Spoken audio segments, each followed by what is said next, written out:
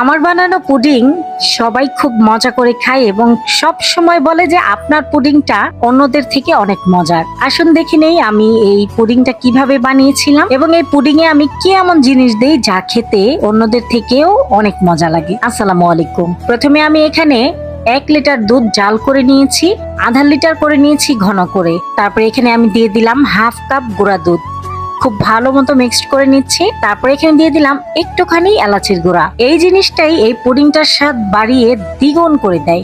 অনেকে vanilla essence দিয়ে করে, আর আমি করি এলাচের গুঁড়া দিয়ে। তারপরে এখানে আমি পরিমাণ মতো চিনি দিয়েছি। চিনিটা ভালো মতো গলে যাওয়ার পর আমি চুলাটা অফ করে দিয়েছি দুধটাকে ঠান্ডা হবার জন্য। আর এখানে আমি 4টা রুম টেম্পারেচারের ডিম নিয়ে নিচ্ছি। ডিমটাকে আমি ঠান্ডা দুধের সাথে মিক্স করে নিব, মানে ব্লেন্ড করে নিব। ব্লেন্ড করলে দেখতেও মসৃণ হয়, খেতেও ভালো লাগে। আর এখন আমি ক্যারামেল করে নিচ্ছি।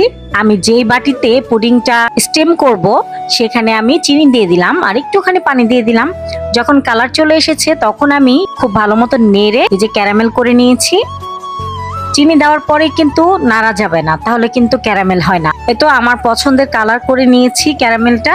এখন আমি ব্লেন্ড করে রেখেছিলাম দুধ আর ডিমের মিশ্রণটা ছেঁকে দিলাম।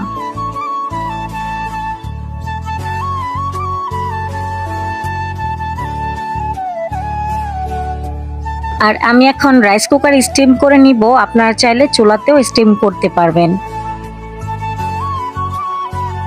আমি আধা ঘন্টা স্টিম করে নিয়েছি। এই তো হয়ে গেছে আমার পুডিং। পুডিংটা যখন নরমাল হয়েছে তারপরে আমি ফ্রিজে রেখেছিলাম 2 ঘন্টার মতো। 2 ঘন্টা পর আমি একটা প্লেটে সার্ভ করে নিচ্ছি। দেখেন পুডিংটা দেখতে কতটা লোভনীয় হয়েছে, আর খেতেও মাশাআল্লাহ খুবই মজা হয়েছিল। আর মিষ্টিটাও ঠিকঠাক একদম পারফেক্ট হয়েছে। এখন আমি কেটে নিচ্ছি।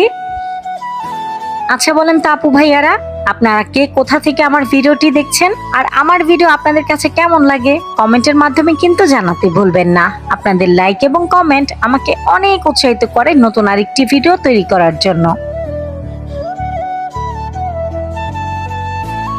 ঠান্ডা ঠান্ডা পুডিং খেতে কি যে মজা লাগছিল।